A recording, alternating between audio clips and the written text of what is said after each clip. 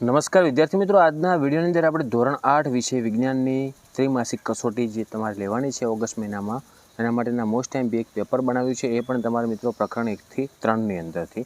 મિત્રો આ પ્રકરણમાંથી આપણે એવા પ્રશ્નો લીધા છે જે ખૂબ જ આઈએમપી છે તથા પ્રશ્નોના જવાબ પણ સાથે નીચે આપેલા છે. તો ખાસ મિત્રો વિડીયોને અંત સુધી જોજો, બીજા મિત્રોને શેર કરજો અને આવા ઉપયોગી વિડીયો માટે આપણી ચેનલને સબસ્ક્રાઈબ કરી દેજો. જો પહેલો મિત્રો એમસીક્યુ આપેલ છે. જો પહેલો પ્રશ્ન છે, જો ઘઉંને ખરીફ ઋતુમાં એટલે કે ચોમાસામાં ઉગાડવામાં આવે તો શું થશે? તો એમાં જવાબ આવશે મિત્રો ઓપ્શન સી કે વધારે વરસાદથી પાક નાશ પામશે. પછી એનું કારણ પણ આપેલું છે નીચે. ઓકે, પછી બીજો છે લણણી અથવા તો કે કાપણી અને થ્રેસિંગ એમ બંને કાર્ય માટે કયું આધુનિક મશીન વપરાય છે? તેમાં જવાબ આવશે ઓપ્શન બી કમ્બાઈન મશીન. ત્રીજું, મેલેરિયા રોગને ફેલાવતા અટકાવવા માટે આપણે આસપાસ પાણી ભરાવા દેવું જોઈએ નહીં. આ રોગ કયા વાહક દ્વારા ફેલાય? તો એમાં જવાબ આવે મિત્રો ઓપ્શન બી માદા એનોફિલિસ મચ્છર. ઓકે, માદા એનોફિલિસ મચ્છર. ચોથું છે પેન્ચ્યુરાઇઝેશન પ્રક્રિયામાં દૂધને સૂક્ષ્મજીવો રહિત કરવા માટે કેટલા તાપમાને ગરમ કરવામાં આવે? તો એમાં જવાબ આવે ઓપ્શન સી 70°C. પાંચમું, જમીનની ફળદ્રુપતા વધારવા માટે વાતાવરણીય નાઇટ્રોજનનું સ્થાપન કોણ કરે છે? તો એમાં ઓપ્શન એ આવશે રાઇઝોબિયમ બેક્ટેરિયા. પછી છઠ્ઠો પ્રશ્ન, અશ્મિ બળતણ બનવા માટે પૃથ્વીના પેટાળમાં કઈ પરિસ્થિતિ સૌથી વધુ જરૂરી છે? તો ઓપ્શન સી આવશે હવાની ગેરહાજરી અને ઊંચું તાપમાન અને દબાણ. પછી સાતમો પ્રશ્ન કે રસ્તા બનાવવા માટે પહેલાં કોલટાર વપરાતો હતો, હવે તેના બદલે કઈ પેટ્રોલિયમ પેદાશનો ઉપયોગ થાય છે? તો બીટુમીન આવે જવાબ, એટલે ઓપ્શન એ થશે. આઠમું, નીચેનામાંથી કાર્બનનું લગભગ સંપૂર્ણ શુદ્ધ સ્વરૂપ કયું છે? તો એમાં જવાબ આવશે સી કોક. પછી નવમું, ટ્રેક્ટર દ્વારા સંચાલિત વાવણિયાનો ઉપયોગ કરવાથી શું ફાયદો થાય? તો ઓપ્શન બી જવાબ થાય, બીજ સમાન અંતરે અને ઊંડાઈએ રોપાય છે. પછી આગળ 10મો પ્રશ્ન કે બ્રેડ અથવા કેકની કણક ફૂલવા માટે કયા સૂક્ષ્મજીવની શ્વસન ક્રિયા જવાબદાર છે? તો એમાં સી આવે યીસ્ટ. ઓકે, પછી આગળ આપણે હવે મિત્રો હેતુલક્ષી એટલે કે ખાલી જગ્યા આવશે, વર્ગીકરણ આવશે અને જોડકા આવશે. જેમાં પહેલાં ખાલી જગ્યા છે કે એક સ્થાન પર એક જ પ્રકારના છોડને મોટી માત્રામાં ઉછેરવામાં આવે તેને શું કહેવાય? તો એમાં પાક જવાબ આવશે. બીજું, લાંબા સમયથી માંસ અને માછલીની જાળવણી માટે શાનો ઉપયોગ થાય? તો એમાં બી જવાબ મીઠાનો ઉપયોગ થાય એટલે મીઠું આવશે. ત્રીજું, અશ્મિ બળતણ એ ખાલી જગ્યા સંસાધન તો કે પુનઃપ્રાપ્ય સંસાધન છે. ચોથું, વાહનો માટે સૌથી ઓછું પ્રદૂષણ કરતું બળતણ તો એમાં આવશે સીએનજી. પછી આપણે વર્ગીકરણ કરવાનું કે પાકોનું જુઓ, ખરીફ પાક અને રવિ પાકમાં વર્ગીકરણ કરો.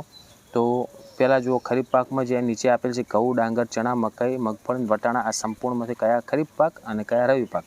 તો ખરીફ પાકમાં આવશે ડાંગર, મકાઈ અને મગફળી, અને રવિ પાક એટલે કે શિયાળાના પાકમાં આવશે ઘઉં, ચણા અને વટાણા. પછી જોડકા જોડવાના છે કે બેક્ટેરિયા, તો એમાં જવાબ આવશે સી કોલેરા કારક. બીજું, લેક્ટોબેસિસ તો એ દહીં જમાવવું, ઓપ્શન એ આવે. અને ત્રીજું, પ્રજીવ તો બી જવાબ આવશે કે મેલેરિયા કારક છે. પછી આપણે ટૂંકમાં જવાબ આપવાના પ્રશ્ન, જેમાં પહેલું છે સિંચાઈ એટલે શું, અને પાણી બચાવતી સિંચાઈની બે પદ્ધતિઓનું નામ આપો. તો પાકને સ્વસ્થ ઉછેર માટે નિયમિત સમયાંતરે પાણી પાડવાની પ્રક્રિયાને સિંચાઈ કહે.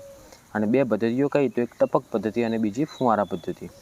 બીજું કે એન્ટીબાયોટિક્સ એટલે શું, તેના કોઈ પણ બે ઉદાહરણ. તો જે ઔષધો બીમારી પેદા કરનારા હાનિકારક સૂક્ષ્મજીવોને નષ્ટ કરે તેને એન્ટીબાયોટિક્સ કહે છે, જેમ કે પેનિસિલિન, સ્ટ્રેપ્ટોમાઇસિન અને ટેટ્રાસાઇક્લિન.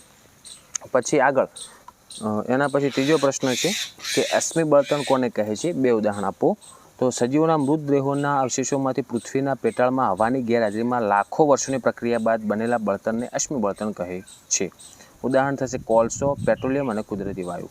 ચોથો પ્રશ્ન, નીંદણ એટલે શું? ખેડૂતો તેને દૂર કરવા કયા સાધનનો ઉપયોગ કરે? તો ખેતરમાં જે મુખ્ય પાક છે એની સાથે કુદરતી રીતે ઉગી નીકળતા બિનજરૂરી છોડને નીંદણ કહે છે. અને નીંદણને દૂર કરવા ખેડૂતો ખુરપી અથવા વાવણિયા અથવા 2,4-D જેવા નીંદણનાશક રસાયણો છાંટે છે. પાંચમો, ખોરાક એટલે કે ખોરાક વિષ, જેને કહેવાય ફૂડ પોઈઝનિંગ, કેવી રીતનું થાય? તો કેટલાક સૂક્ષ્મજીવો કે બેક્ટેરિયા આપણા ખોરાક પર પેદા થઈને ઝેરી પદાર્થો ઉત્પન્ન કરે છે. આવા દૂષિત અને ઝેરી ખોરાકને ખાવાથી વ્યક્તિ ગંભીર રીતે બીમાર પડે છે, જેને ફૂડ પોઈઝનિંગ કહે છે. મુદ્દાસર પ્રશ્નો, જે મોટા પ્રશ્ન છે જે આઈએમપી છે, એમાં પહેલું છે જો કુદરતી ખાતર અને કૃત્રિમ ખાતર વચ્ચેના મુખ્ય 3 તફાવત આપો. તો પહેલાં એમનું નિર્માણ, પછી બનાવટની જગ્યા અને જમીનનો ફાયદો, આ 3 મુદ્દા આપણે લખવાના દરેકના. તો કુદરતી ખાતર એક પ્રાકૃતિક છે જે છાણ તેમજ વનસ્પતિના વિઘટનથી પ્રાપ્ત થાય છે. અને કૃત્રિમ ખાતર એ માનવ નિર્મિત અકાર્બનિક ક્ષાર છે. આ બંનેની અંદર એક એ મુદ્દો લખવાનો. બીજો અંદર મુદ્દો લખવાનો બનાવટની જગ્યા.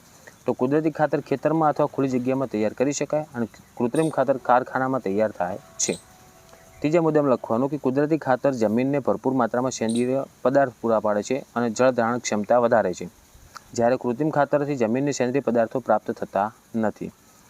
બીજું, રસી આપણા શરીરમાં કેવી રીતે કાર્ય કરે એ સમજાવવાનું છે. તો જ્યારે રસી મારફતે રોગકારક સૂક્ષ્મજીવોના મૃત અથવા નિષ્ક્રિય સ્વરૂપને સ્વસ્થ શરીરમાં દાખલ કરવામાં આવે છે, ત્યારે શરીરના કોષો તેની સામે લડવા એન્ટીબોડી ઉત્પન્ન કરે છે. આ એન્ટીબોડી આપણા શરીરમાં હંમેશા માટે સંગ્રહિત રહે જ છે. જ્યારે ભવિષ્યમાં ખરેખર તે જ સક્રિય અને જીવન સૂક્ષ્મજીવ શરીરમાં પ્રવેશે ને ત્યારે આ એન્ટીબોડી તેને ઓળખીને તેને નષ્ટ કરે છે. પછી ત્રીજો, પેટ્રોલિયમનું નિર્માણ કેવી રીતે થયું સમજાવો. તો એનું સોલ્યુશન આખું મિત્રો આપેલું છે, સ્ક્રીનશોટ લઈને તૈયાર કરી નાખજો. ચોથો પ્રશ્ન, વાયરસ અન્ય સૂક્ષ્મજીવોથી કઈ રીતના અલગ પડે છે અને તેનાથી કયા રોગો થાય છે. તો મિત્રો, વાયરસ અન્ય સૂક્ષ્મજીવો જેવા કે બેક્ટેરિયા, ફૂગ કરતાં ભિન્ન છે, કારણ કે તે શરીરની બહાર નિર્જીવ કણોની જેમ જ વર્તે છે. તે માત્ર યજમાન સજીવ એટલે કે મનુષ્ય, પ્રાણી, વનસ્પતિ કે બેક્ટેરિયાના કોષની અંદર દાખલ થઈને પછી જ પ્રજનન કરે છે અને સજીવ તરીકે વર્તે છે. તો વાયરસથી થતા રોગો કયા કે શરદી છે, ઇન્ફ્લુએન્ઝા છે, પોલિયો છે, અછબડા છે અને એડ્સ છે વગેરે આપણે લખવાના રહેશે. પછી મોટા પ્રશ્નના જવાબ, જેમાં પહેલું છે નાઇટ્રોજન ચક્ર કોને કહે છે, વિગતે સમજાવો. તો એનું સોલ્યુશન લખવાનું કે વાતાવરણમાં 78% નાઇટ્રોજન છે, પરંતુ વનસ્પતિઓ અને પ્રાણીઓ સીધો ઉપયોગ કરી શકતા નથી. તો એનું સ્થાપન ક્યાં થાય કે ભૂમિમાં રહેલા રાઇઝોબિયમ બેક્ટેરિયા અને નીલહરિત લીલ વાતાવરણના નાઇટ્રોજનનું સ્થાપન કરીને તેને ઉપયોગી ક્ષારોમાં રૂપાંતરિત કરે.